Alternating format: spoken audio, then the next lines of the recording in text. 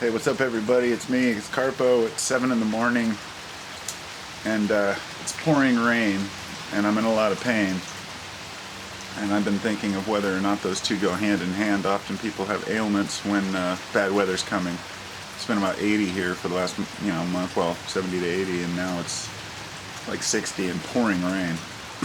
And I have sciatica, which sciatica itself isn't necessarily a condition. It's more of it's a condition, not a diagnosis.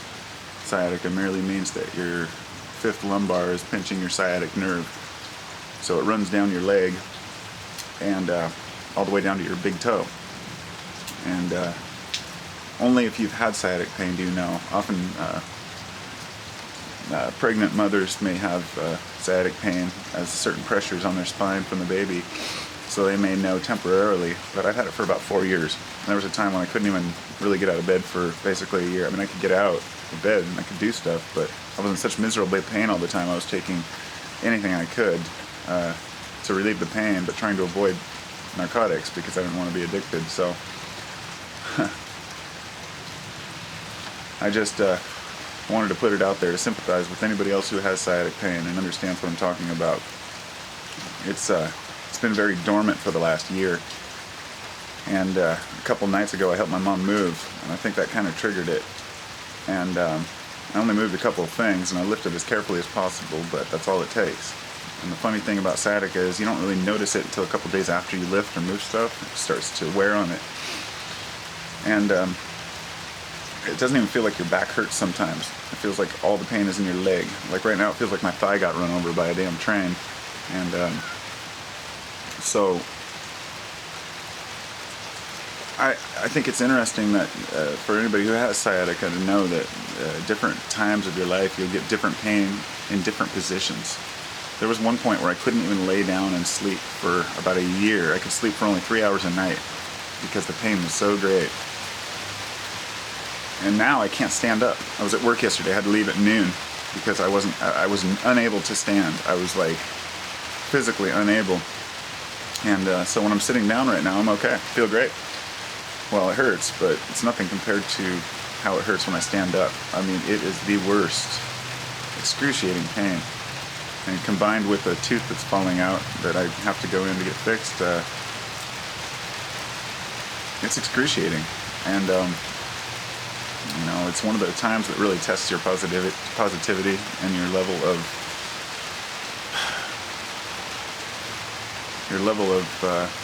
tolerance and threshold for pain. And it's funny because years ago, when this started, there were times when I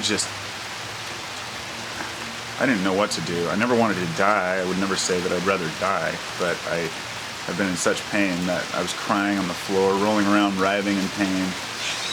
And so anyway, I know that a lot of ailments are due to weather change. And since it's been so nice here for so long, and then it started raining, I wondered if there was a correlation between those two. And since I was moving stuff, I'll never know. It might be a combination of the two, but anybody out there who has sciatic pain, I empathize. I totally sympathize and empathize with you. There's not much a person can say to someone who's never had it to understand. Sometimes it feels like your kidneys are inflamed or something. One time I thought I had a kidney stone because it hurts so bad in that area, but it's that nerve goes down through your hip and then down through your butt, wraps around the front of your leg and all the way down your shin. Sometimes it feels like you smashed your shin.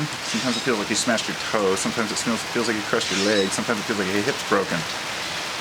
And it really makes it hard to determine any other pains. So it's brutal. It's totally brutal. And I'll get past it, but it sucks.